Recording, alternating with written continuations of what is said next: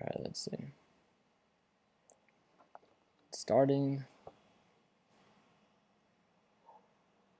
What's going on, guys? It's Ricky with TechBot Solutions. Thank you guys again for joining us for another helpful video. So I hope that this video is working out according to plan. I'm not too sure exactly what it is that it is showing or not. This is my first time using OBS, but I wanted to take this time to kind of break down a couple stocks for the midweek of October.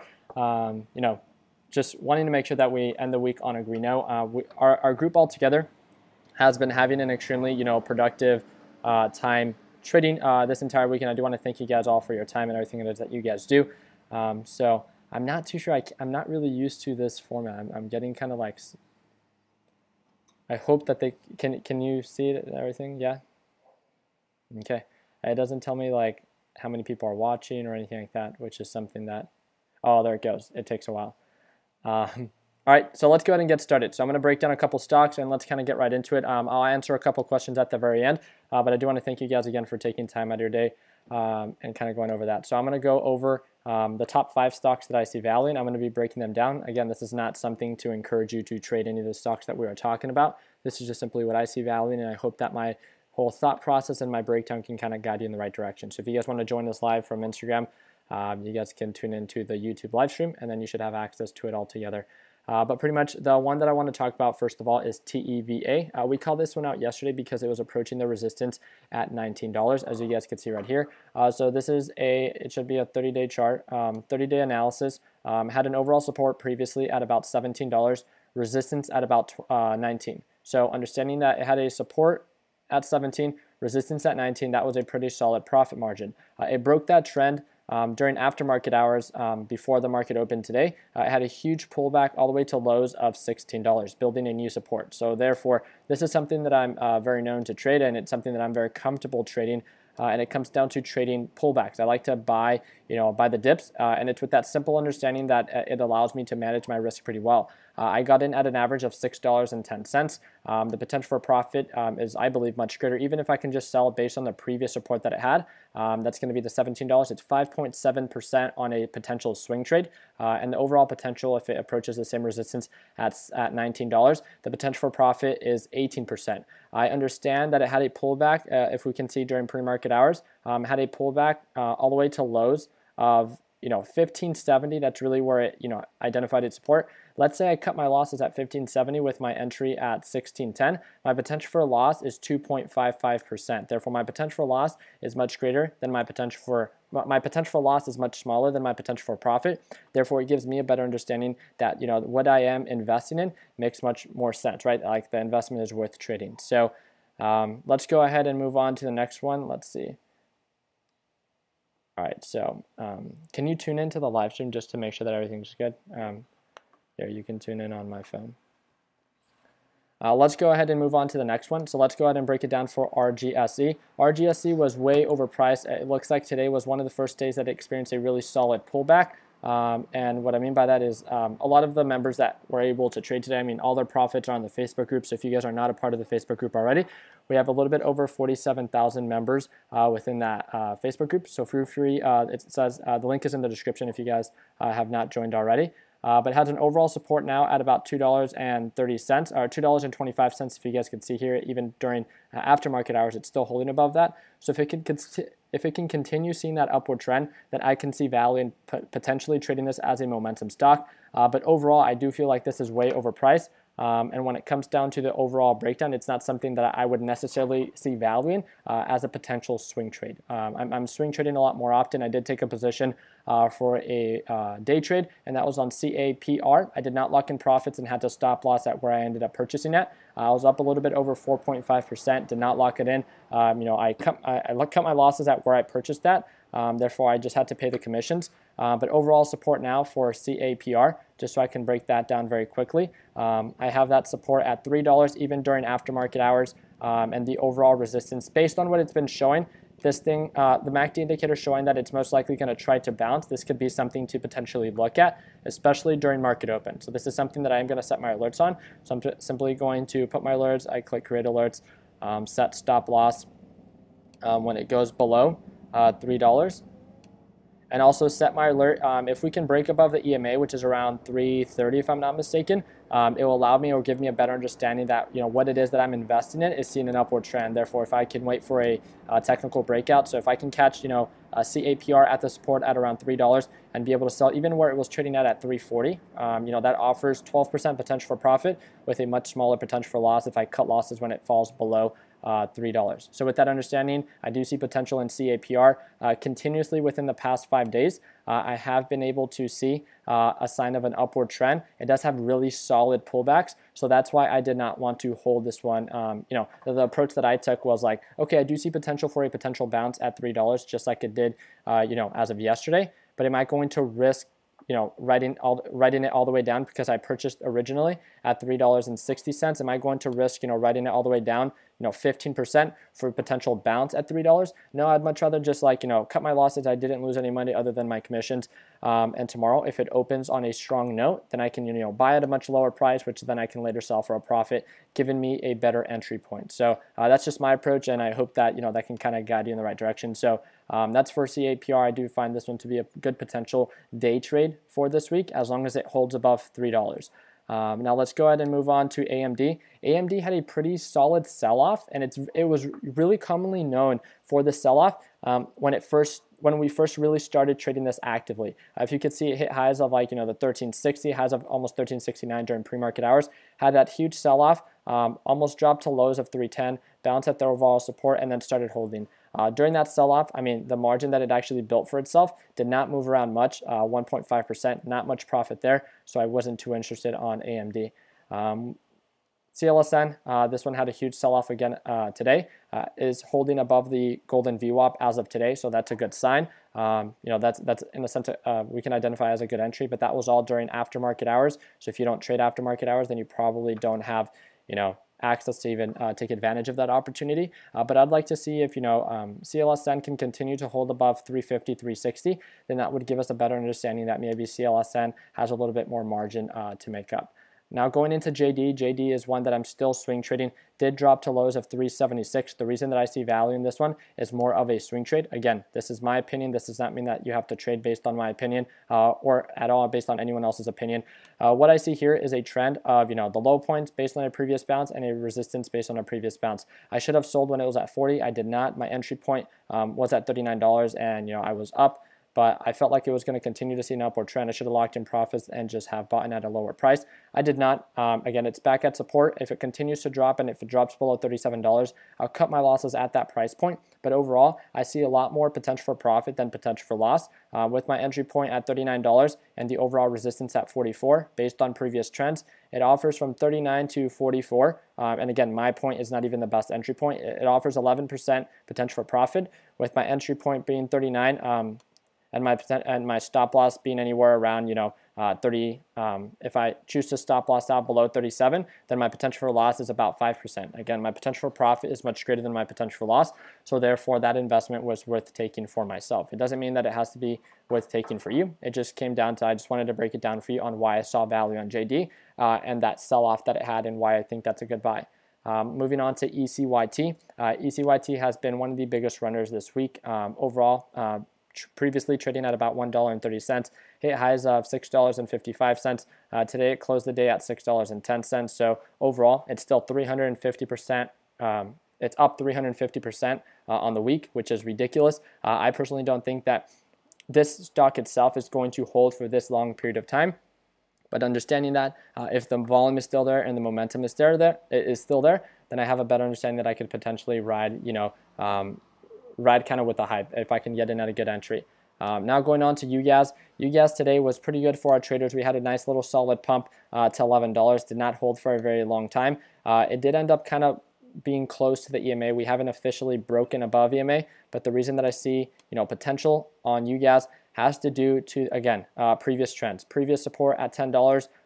It usually does a pretty good job seeing an upward trend from there. It has seen, when it does hit $11 and it experiences a pullback based on its previous trend. That's kind of what it's doing right now. So we might have a little bit more margin to come back down to, $10. But I do see a lot more potential. So overall, looking at this is a 180-day analysis breakdown. So looking at this margin right here, I do see a lot more potential for profit. So again, from lows to highs, of the $13 resistance, the potential for profit is 22%, 0.77% potential. And the potential for loss, even with my entry at 1060 based on today, my potential for loss is much smaller than what my potential for profit is. My potential for loss is much smaller than my potential for profit. Therefore, my reward/risk ratio is something that is worth taking. And that's why I see value in UGAs. Now, when it comes to GoPro, I do want to give one of our members a shout out. He was able to call out this sell-off. And again, this is something that I'm commonly known for, to buy the dip. GoPro was trending and seen an upward trend. And if you guys see this, it was continuously seeing an upward trend, hit an overall resistance, and it's been doing this trend. After the support that it built at $7, it rode up, had a nice little bounce, built a support at $8, saw an upward trend, nice little hype, had a, again, buying the dip, had a support that it built at $9, had a nice little pump, building back down. So it's been building and staircasing up at like $1 price points. That's the trend that I see. We're back at $10, and again, it builds this margin of profit from 10 to 11. Just with that simple dollar profit, that's about 10%. This is for a multi-million-dollar company. This is GoPro. So if you see value in it and I see value in this sell-off, then it comes down to taking advantage of that opportunity. This is RSI indicators indicating that it's way oversold. It doesn't mean that that's a reason that you should be investing in it, but I do see value in GoPro and its overall support that it has at $10. Again, the potential for profit, even if I try to get in around like 1030, the potential for profit is much greater than the potential for loss.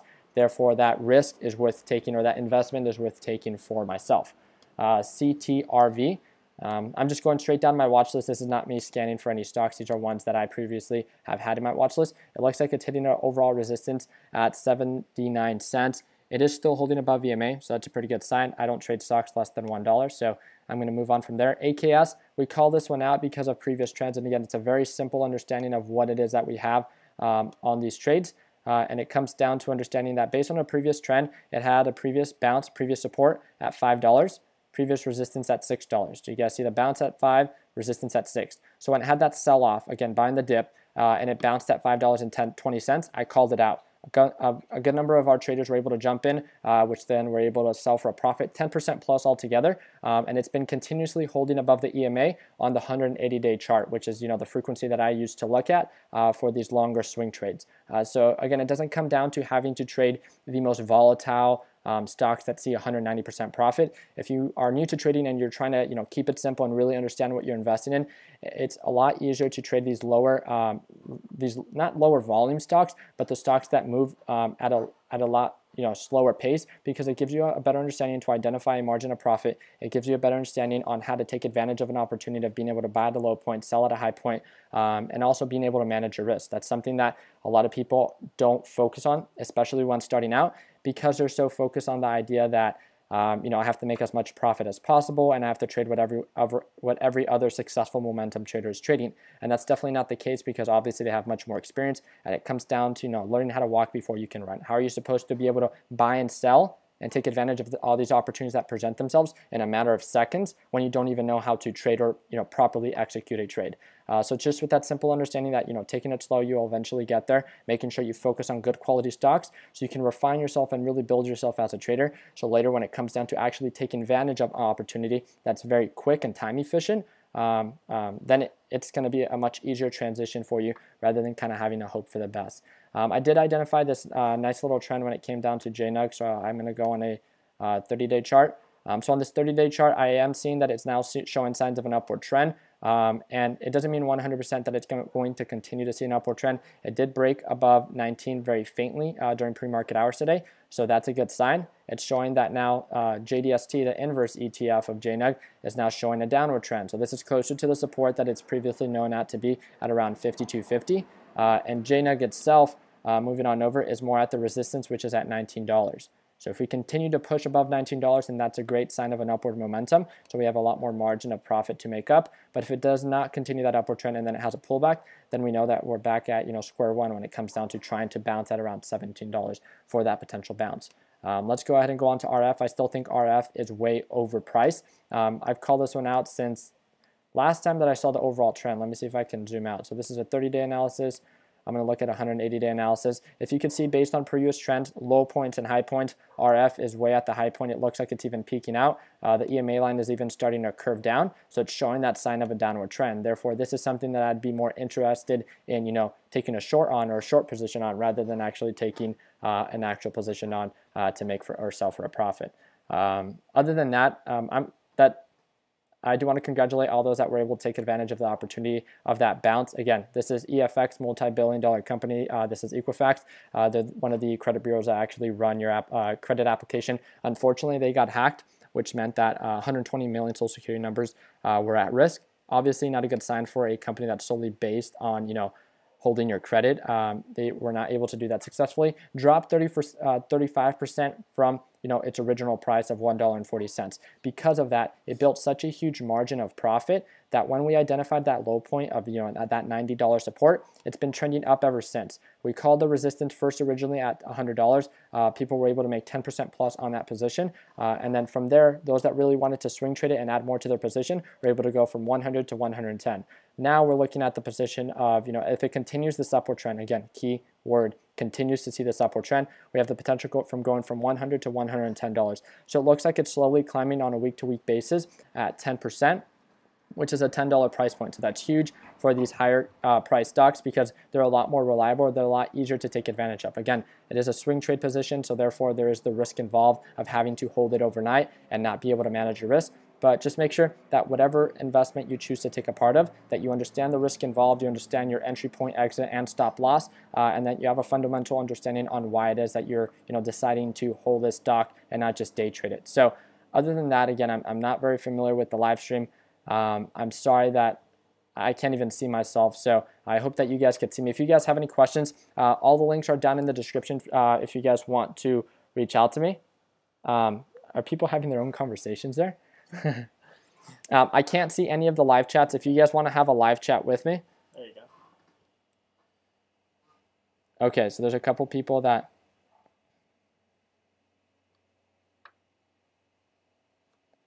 All right, so there's a couple people that are asking really good questions. I want to make sure that you guys understand that I wasn't watching any of the questions that were coming on just because of this new system. I do have to get familiar with it.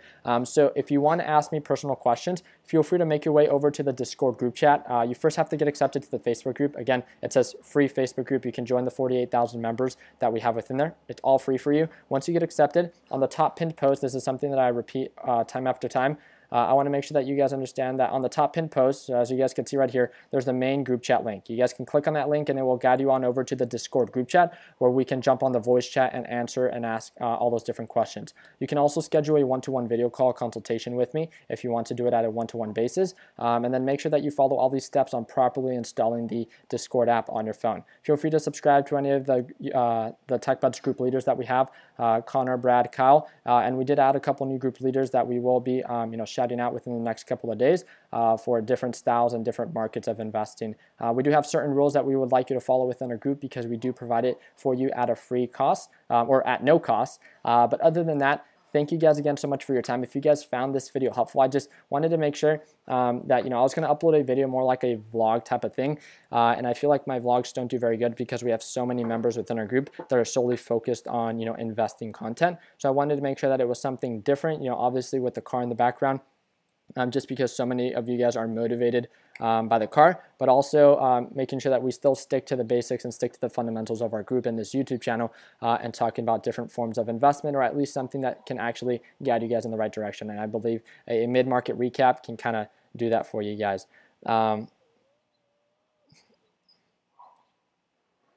So John Campos says, already accepted to the Facebook group, but I forgot my password. I don't really know what to tell you, but you can feel free to reach out to me at info@techbudsolutions.com, and then we'll send you a link for the Discord group chat there. Again, we don't ever give out our email in the comment section, so there's been a spammer that says that there's a certain email that, reach out to him. I never comment my email. The only email that I use is info@techbudsolutions.com. It's our official email, and that's the only way that you can reach out to me via email. Everything else is all spam, and I don't ever ask you for any information or anything like that. So I just want to make sure that you guys understand that. If you guys don't have the Robinhood app already, feel free to download it, and you will get your free stock if you sign with the link down below. As well as I do want to remind you guys that we are going to be launching our lesson library, and it's going to offer the mentorship program. So I don't have all the details just yet, but I do know that we are going to cap at max 300 individual members that we're going to offer the mentorship for. There's going to be a lot of incentives for those that are already a part of TechBud Solutions that want to make the transition over to the lesson library and all it has to offer. So if you guys are interested, click on the first link in the description. It'll take you over to the TechBud Solutions website. Just put your email there. I'm going to be reaching out to people via email for those that we have on file. We have over 5,000 emails last time I checked, and I'm only going to be accepting 300 people. So I want to make sure that there's certain criteria, and it's not any criteria that is like, out of this world, but I just want to make sure that the people that I'm taking time out of my day that I'm going to be personally mentoring on a one-to-one basis are ones that see value in my time as well as that I see value in their time. So I want to make sure that that mutual commitment is there. If you guys have any questions, please feel free to reach out to me. The best way to reach out to me and to get my quickest response is within the TechBud Solutions Discord app. And that's really just it. Give me about 24 hours to respond, but feel free to tag the admins at any time, and I'm sure the group all together can guide you in the right direction.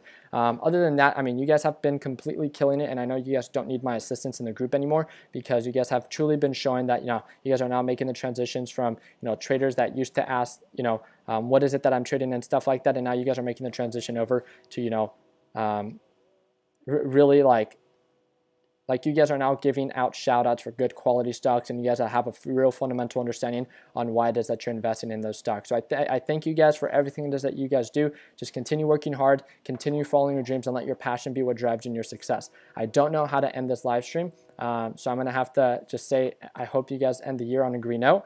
And we have CB saying stay away from Robinhood. So Robinhood is just an option. It's non-commissionable app. Therefore, you don't have to pay commissions for trades. It's not a very reliable brokerage kind of company when it comes down to like really quick momentum trades. But I think it's one of the best applications out there, especially for those that are just starting out that don't want to pay any commissions and have a really small account. So I